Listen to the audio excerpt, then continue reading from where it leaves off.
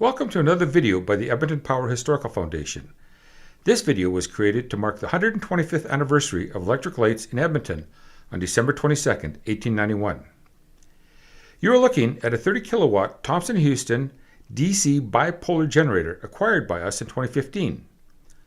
This dynamo weighs in at 4,400 pounds, or 2,000 kilograms.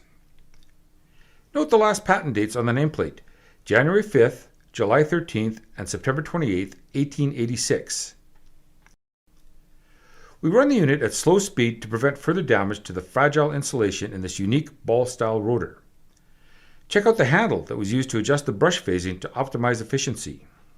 The significance of this dynamo is that Edmonton's first generator in 1891 was in fact a Thomson-Houston.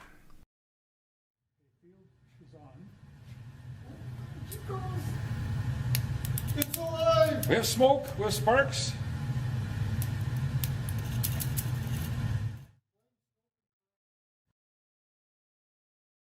If we were to operate it as a generator, the speed would have to be much higher, on the order of 1150 RPM, to produce the rated voltage of 110 volts. This could result in catastrophic damage to the fragile rotor. The dynamo is started by closing a large knife switch mounted on a slate panel. In order to display the dynamo running as a motor, a 12-volt supply and electronic speed control are used.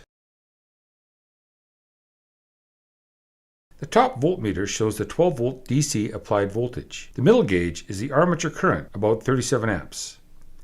The bottom ammeter shows 4 amps to the fields.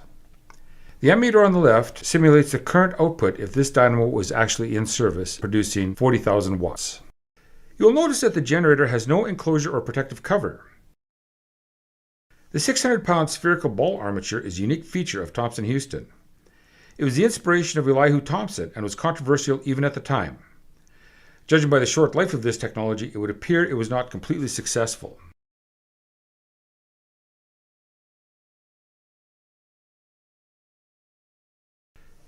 Here we can see that air is drawn in through open channels along the shaft, between the shaft and the armature, and blown out of the small openings or slots on the periphery of the armature, thus cooling it.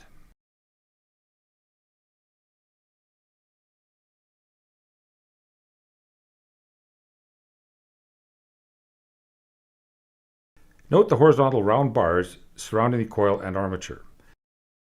The iron bars shown here in yellow complete the magnetic circuit created by the north and south field coils. The orange represents the field coil windings. Typical of the 1880s, this dynamo has only a single north and a single south pole, resulting in a bipolar generator. You can see the brush gear and 110-volt wiring is all exposed. So you kept your wits about you and your fingers away from energized and moving parts. The brushes are made of a unique brass wire mesh. More typically, brushes were made of carbon, which is a lot less abrasive, but the brass would result in less resistance and voltage drop.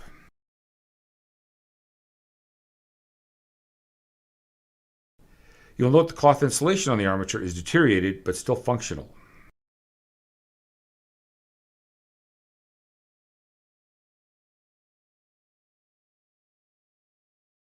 We are interested in obtaining more information or acquiring an 1891 Thomson-Houston AC generator.